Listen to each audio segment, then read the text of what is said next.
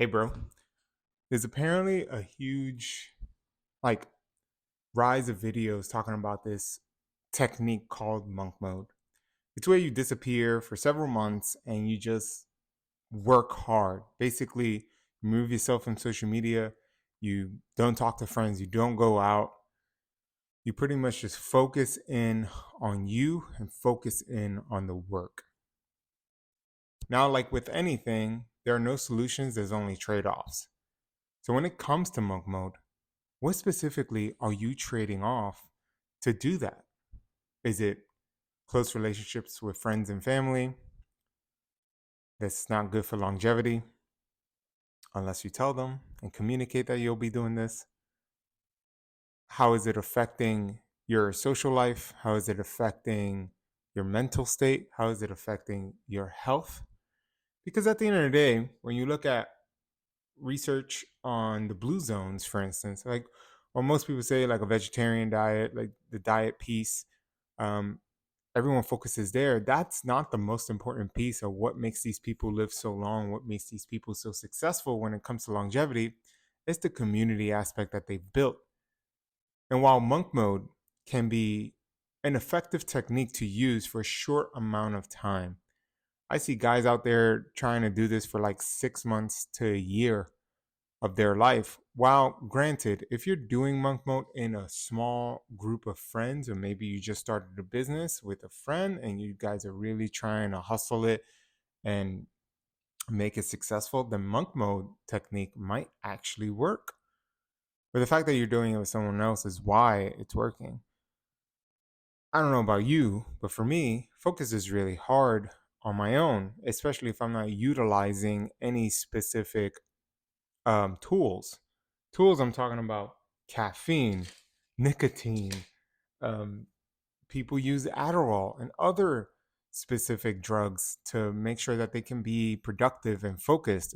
It's unfortunate because those have side effects, right? Caffeine, if I have one cup, that's good. That's going to last me for about an hour or two, but eventually it wears off, right? And then I require another one, especially the fact that with time, you require more caffeine in order to get the same effects. So, in order for me, like right now, I've been drinking, I gave it up in October. I've been drinking it since um, end of October.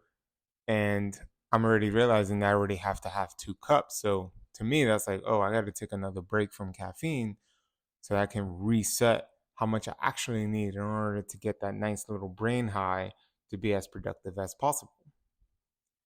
And in monk mode, you probably need these things. Unless you're some genetic freak, most humans cannot be productive for more than 4 hours in total a day. And that's an average.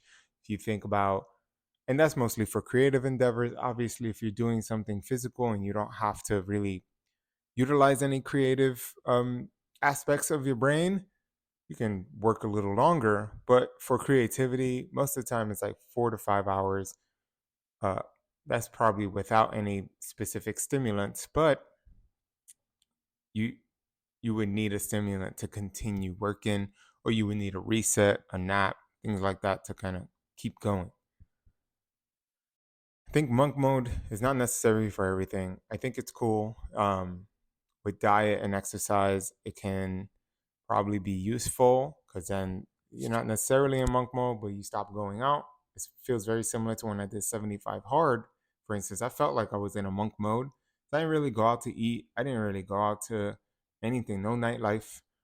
If I hung out with friends, I was very particular about what I was going to eat. I brought food with me if I had to. But there were ways that towards the end I started to figure out, like, what if we invite people to our house and we all eat together? What if we, there's ways to think about it. You just have to be creative when you're doing a specific task and you want to stay on point. Accountability is important. And sometimes it feels good telling other people what you're up to and like inspiring or influencing someone else with what you're doing, whether that's fitness, whether that's entrepreneurship, or anything else you have top of mind.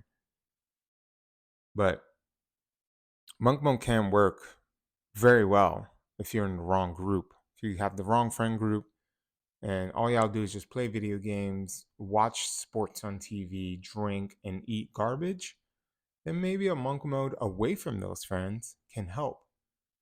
Going 3 months without seeing how it is to not hang out with them and do your own thing or meet some new people, right?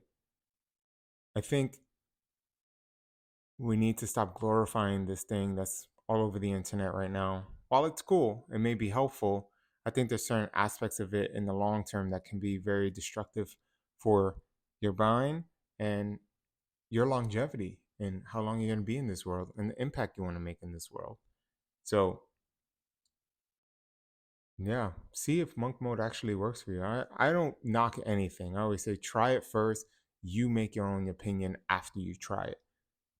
I've tried monk mode for a month back in October, and I just I just didn't feel like it was necessary. I was having anxiety and panic attacks. I don't know. I needed to do something. While I'm still off social media, I decided to create the 60-day challenge. I decided to say yes to more things with family and friends and more collaboration projects at work. Like these are things I started to do to make sure that I'm still connecting with people and not being entirely in monk mode. I still have my days where I just do this is going to be a monk day. Maybe break it up that way if that works for you. It's what works for me every now and again, where I just sit down for like 5 or 6 hours and I'm just hustling. So, with coffee, of course, your favorite stimulant. Anyway, let me know what your thoughts are. I would love to start a conversation in the comments below and see if it's worked for you. How was it? If it didn't, what did that entail? Like, why did you stop? I would love to hear from you. And until tomorrow.